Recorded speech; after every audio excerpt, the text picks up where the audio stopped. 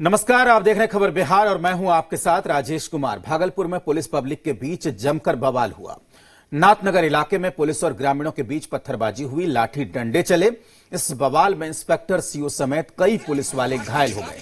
बताया जा रहा है कि नाथनगर में मुरारपुर चौक के पास पुलिस ने पुराने मामले के आरोपी को गिरफ्तार किया। गिरफ्तार आरोपी की रिहाई को लेकर ही ग्रामीणों ने हंगामा शुरू कर दिया। लोग इतने उग्र हो गए कि भागलपुर सुल्तानगंज मेन रोड को जाम कर दिया और पुलिस के खिलाफ नारेबाजी करने लगे। जाम की खबर मिली तो मौके पर पुलिस पहुंची, लेकिन स्थानीय लोगों ने पुलिस पर पत्थरबाजी शुरू कर दी। इसके बाद पुलिस ने भी लाठियां भांजी।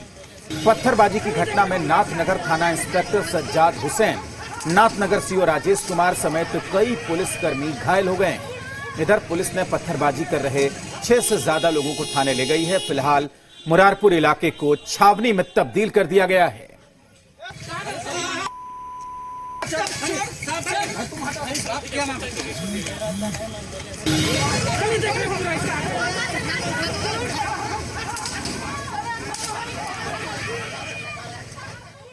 मंदिर का विवाद था, हम लोग यहाँ नहीं थे, यहाँ महिला लोग था।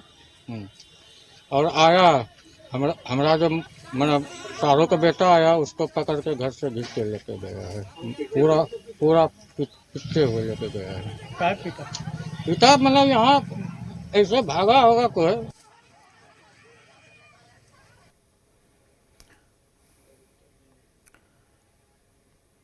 कटिहार के कुर्सेला थाना इलाके के बागमारा दियारा में 5 पशुपालकों को जंगली सुअर ने हमला कर घायल कर दिया।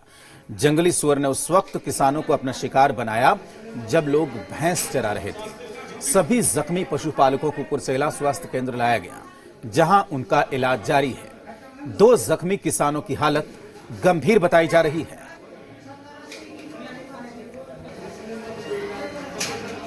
हमर भैंस चरे रे, हमनी बैठलो रे यार रे पा 5 भैंस या भी का के छै हमरा काटे ले। सुगर जंगली सुगर। हाँ, जंगली सुगर है। कितने लोगों को जख्मी किया?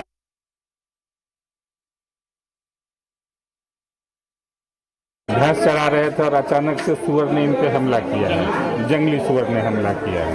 कितने लोग इंजर्ड हुए? 2 पहले जा चुके हैं, 3 अभी हैं। टोटल 5 आदमी हैं और हैवीली इंजर्ड हैं सर। बिहार में अपराध थमने का नाम नहीं ले रहा है। पूर्णिया के जानकी नगर थाना इलाके में जमींदारों ने 2 महादलितों को गोलियों से भून दिया। दोनों की मौके पर ही मौत हो गई तो इन वारदात में 4 लोग गंभीर रूप से घायल हो गए, जिनका इलाज जानकी नगर अस्पताल में चल रहा है। घटना के पीछे जमीन विवाद वजह बताया जा रहा है। तो जिस तरीके से ये पूरी घटना सामने आई है, 2 महादलितों की हत्या से पूरे इलाके में सनसनी फैल गई है और जो लोग घायल हैं, 4 लोग गंभीर रूप से, उनका इलाज जानकी नगर अस्पताल में चल रहा है। आया 20-15 आदमी से और 2-4 आदमी माल जाल वहाँ पर था, उसमें रहता था और वहाँ पर सो रहे थे। आया 100 आदमी उठा करके गोली मारा, उसको कुल्हाड़ी से मारा है, 4-5 गो को लाठी से मारा है, जो हॉस्पिटल में है। 2-4 गो को छुरे मार दिया है। गुरुवार की देर रात मुजफ्फरपुर में डकैती के बाद डकैतों ने नाबालिग को अगवा कर लिया था। इस घटना के बाद लोगों ने खूब हंगामा किया तो अधिकारी दावा कर गए कि 48 घंटे में केस को सुलझा देंगे, लेकिन 48 घंटे बीतने को है, अभी तक नाबालिग लड़की का पता नहीं चला है।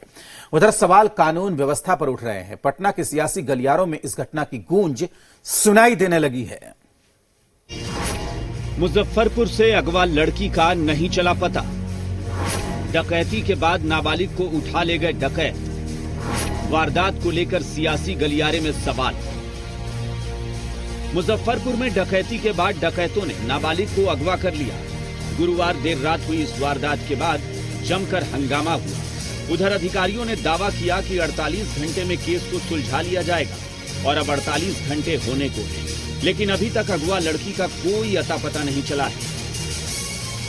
मुजफ्फरपुर पुलिस एसएसपी जयंतकांत ने 3 टीमें बनाई हैं, जिसमें एक टीम डीएसपी टाउन के अंडर में वर्क कर रही है, दूसरी टीम सिटी एसपी के अंडर में वर्क कर रही है और लगातार छापेमारी कर रही है। और एसआईटी और सर्विलांस को खुद एसएसपी जयंतकांत मॉनिटरिंग कर रहे हैं। पुलिस जांच में जुटी है। 3 टीमों का गठन कर दिया गया है। लेकिन जांच कहां तक पहुंची इसकी जानकारी नहीं मिली है।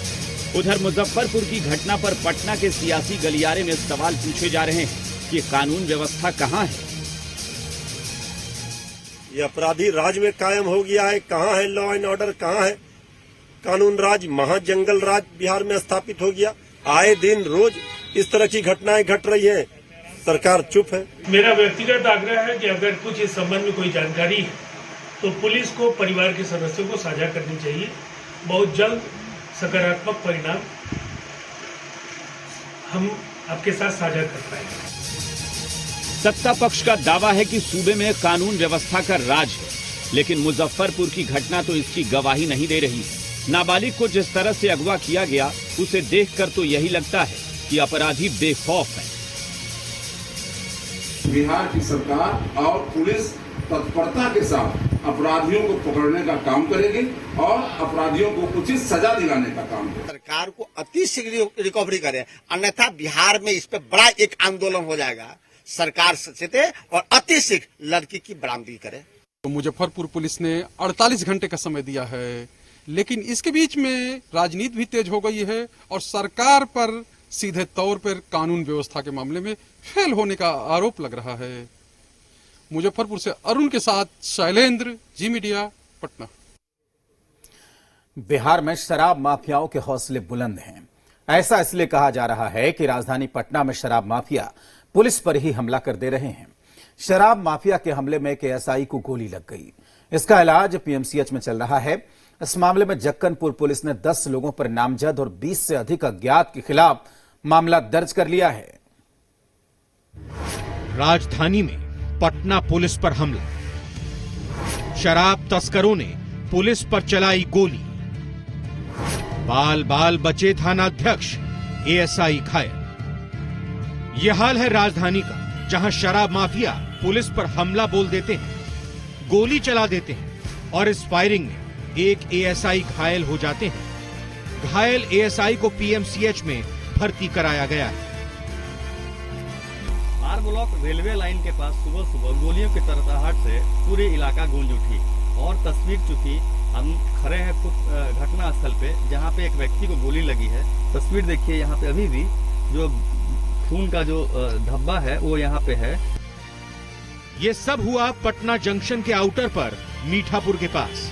शराब तस्करी की खबर के बाद मौके पर पुलिस पहुंची, लेकिन पुलिस टीम पर शराब माफिया भारी पड़ गए। हालांकि पुलिस ने कार्रवाई करते हुए 2 लोगों को हिरासत में लिया है। इंजर्ड अभी स्टेबल है। हमारी एएसआई है, उसको भी जूते में छेदते हुए गोली पैर में लगी है। ये भी इस बात को स्पष्ट करता है कि सामने से गोली चली। हम लोग चूंकि ये पूरा परिवार चार्जशीट है तो इन लोगों को कठोरतम कार्रवाई करने के लिए एफआईआर हम लोग करेंगे। अभी पूरा परिवार भागा हुआ है, सिर्फ महिलाएं घर में हैं। आगे की हम लोग कार्रवाई कर रहे हैं। ये सब राजधानी में हुआ। सवाल कानून व्यवस्था पर उठ रहे हैं कि जब राजधानी में ही पुलिस पर हमला हो सकता है तो दूसरे जिलों का या फिर सुदूर इलाकों का क्या हाल होगा। इस वारदात ने इस बात के संकेत दिए हैं। सवाल ये उठ रहे हैं कि आखिर वो कौन सी ताकत है जो हमारे सिस्टम और कानून को बौना साबित करने पर तुली हुई है और हमारा सिस्टम कानून कुछ नहीं कर पा रहा। सहयोगी संजय के साथ आशुतोष चंद्र, जी मीडिया, पटना। अररिया में महिला सिपाही की खुदकुशी की जांच शुरू हो गई है। इस मामले में अब नया मोड़ आ गया है। महिला सिपाही के पति ने पुलिस केस में अपना बयान दर्ज कराया। आरोप नरपतगंज थाना अधिकारी किंग कुंदन पर लगा है कि थाना प्रभारी मानसिक रूप से परेशान कर रहे थे। उधर इस मसले को लेकर पुलिस विभाग में हड़कंप मचा हुआ है। एसपी खुद मौके को देखने के लिए पहुंचे तो एफएसएल की टीम ने मौके पर पहुंचकर इसके बाद देर रात शव को पोस्टमार्टम के बाद परिवार को सौंप दिया। फिलहाल पुलिस के पास श्रुति का सुसाइड नोट है, जिसके आधार पर पुलिस मामले की जांच में जुटी है।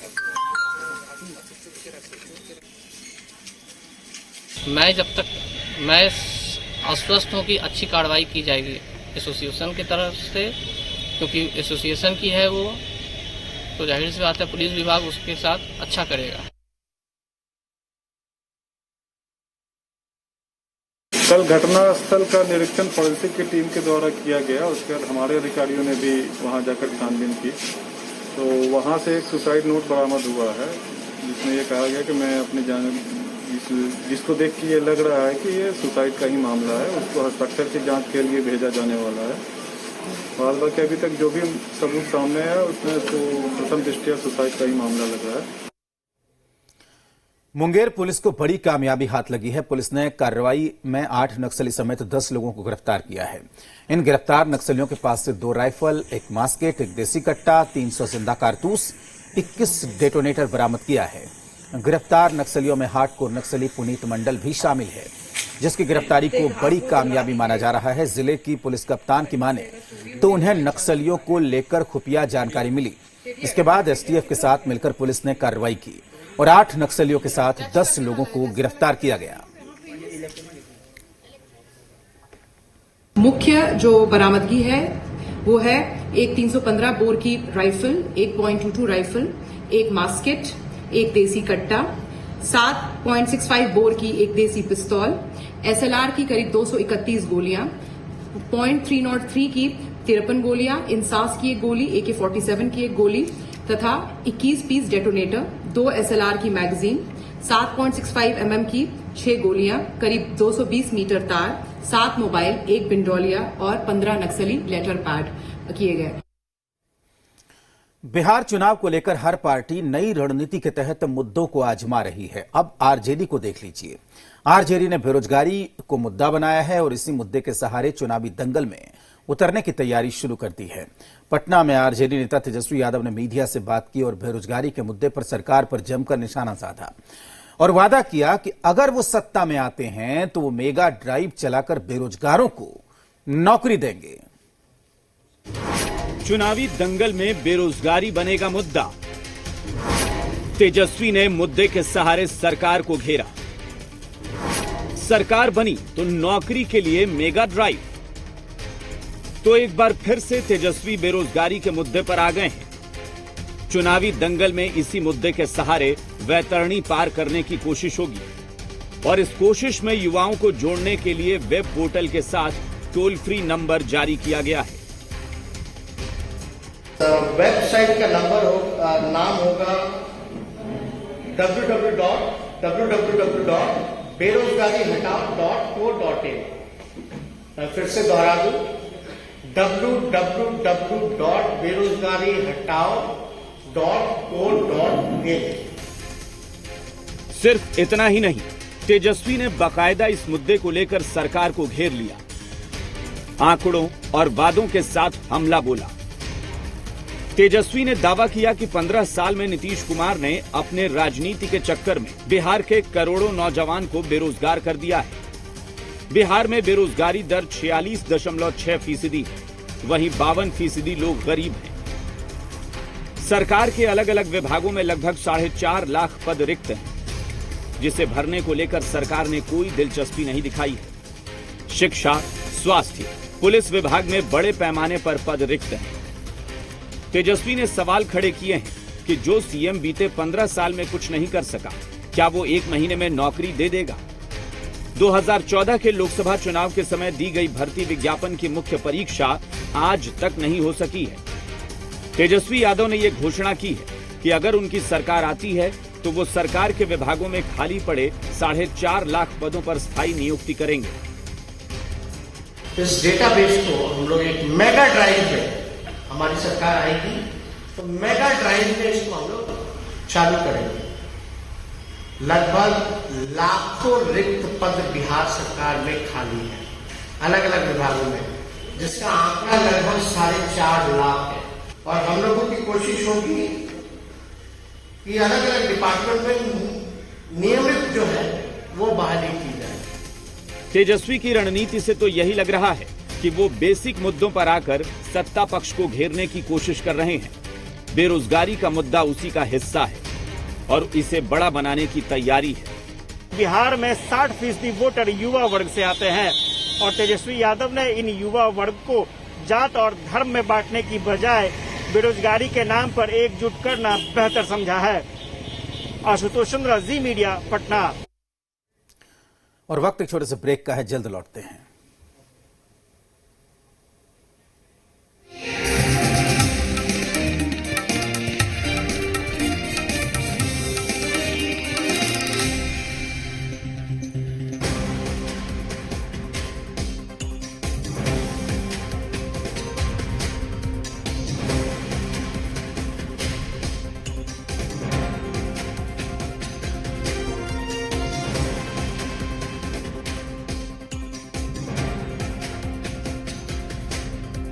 प्रायोजक आपके पीसी में कौन रहता है, वायरस या कोई खेल? पेट सफा आयुर्वेदिक चूर्ण, पेट सफा हर रोग दफा, मुल्तानी पचमीना, कुछ नहीं बचेगा। आओ अब सब बचेगा और त्वचा बनेगी शाइनी और लवली। एलॉइस हेयर रिमूविंग क्रीम।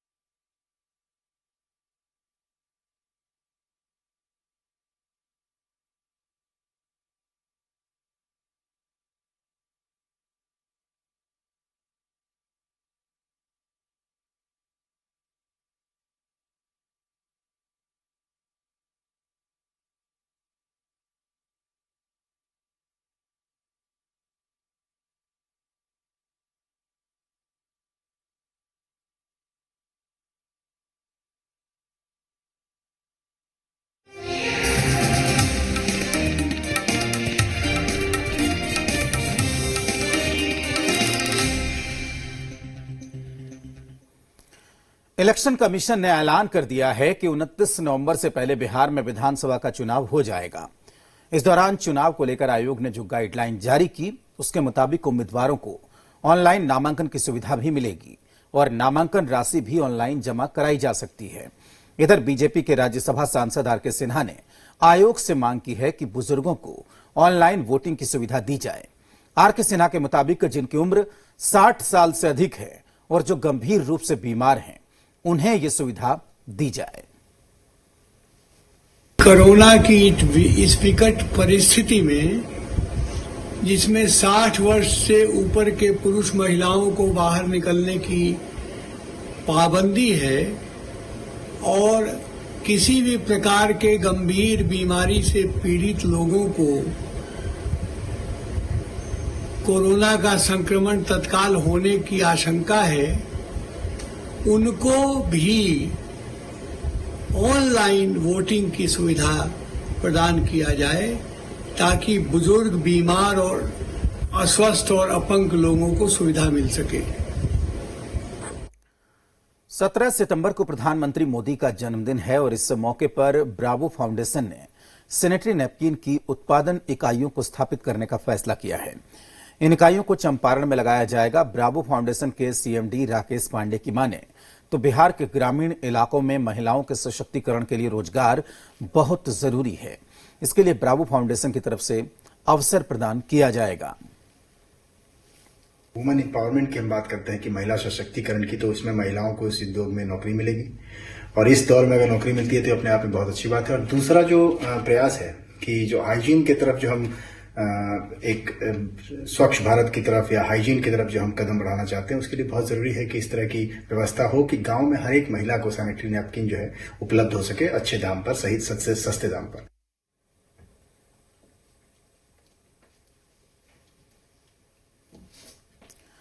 कैमूर जिले के भभुआ प्रखंड के मरीचाओं में नल जल योजना में गड़बड़ी को लेकर ग्रामीणों ने कैमूर जिले के प्रभारी मंत्री संतोष निराला से गुहार लगाई, जहां प्रभारी मंत्री ने काम सही तरीके से कराने का भरोसा दिया।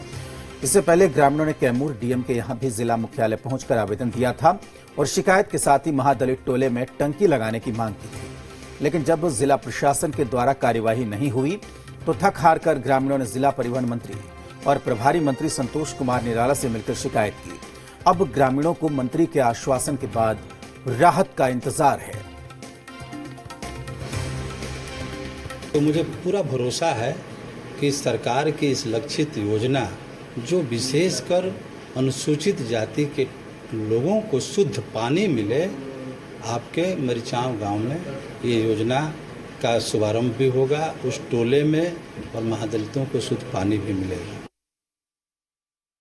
10 साल से इन लोगों को पानी दलित बस्ती में नहीं मिला है। आज इन लोगों को मौका भी मिला, वो भी जा रहा है। ये अपने हक के लिए दलित बस्ती में लोग लड़ रहे हैं, सभी लोग लड़ रहे हैं। वार्ड कमिश्नर भी तैयार हैं, यहाँ के सब तैयार हैं, लेकिन कुछ दबंग लोगों ने वहाँ नहीं गणना देना चाहते हैं। इसी के साथ इस बुलेटिन में फिलहाल इतना ही। आप देखते रहिए जी बिहार झारखंड।